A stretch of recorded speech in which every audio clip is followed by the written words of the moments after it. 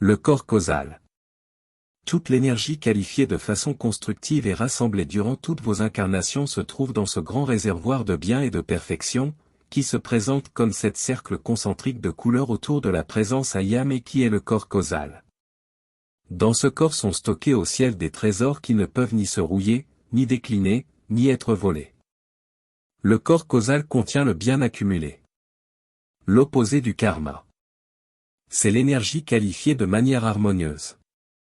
Le corps causal de chaque individu se construit au cours des éons, en commençant par le temps passé dans les 7 sphères.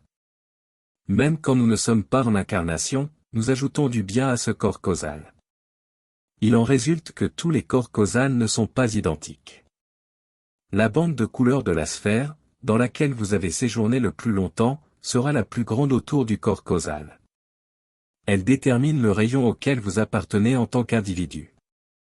Souvent, nous pouvons découvrir le rayon auquel nous appartenons en nous demandant quelle est notre couleur favorite. Un individu peut être de 2 rayons, l'un étant prédominant. Des étudiants réellement avancés peuvent être de plusieurs rayons. Les qualités divines, ou vertus, et les couleurs, sont identiques pour une sphère particulière. Par exemple, les qualités divines et la couleur de la première sphère, faire la volonté de Dieu. Foi illuminée, capacité de conduire les gens, manifester beaucoup d'énergie et d'initiative, sont identiques aux qualités du premier rayon et de la première bande, par rapport au centre, du corps causal. La présence Ayam de chaque courant de vie utilise cette batterie ou dynamique d'énergie chargée spirituellement pour collaborer à la création au niveau cosmique. Alors, à quel usage devrions-nous destiner ce corps causal lorsque nous sommes sur Terre? Nous devons utiliser les dynamiques du corps causal à servir l'humanité d'une manière spécifique.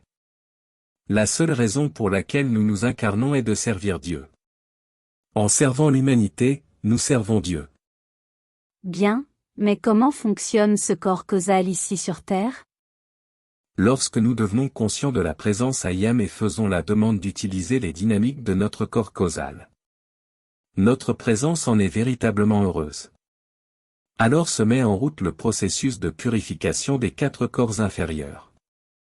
Parce que sans purification des 4 corps inférieurs, les corps éthériques, mental, émotionnel et physique. La dynamique de perfection du corps causal ne peut pas être libérée ni traverser et enrober le jeu externe. Utilisons les dynamiques du corps causal dans notre vie quotidienne. Chargeons les pouvoirs du corps causal dans nos tubes de lumière.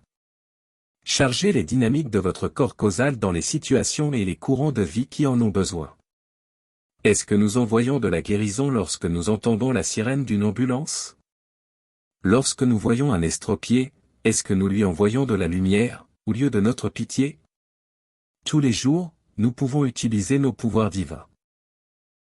Dans le silence de votre chambre, dirigez votre attention vers le singe christique à l'intérieur de votre cœur et invoquez-le pour magnétiser ou extérioriser maintenant les dons de votre corps causal à travers votre jeu externe.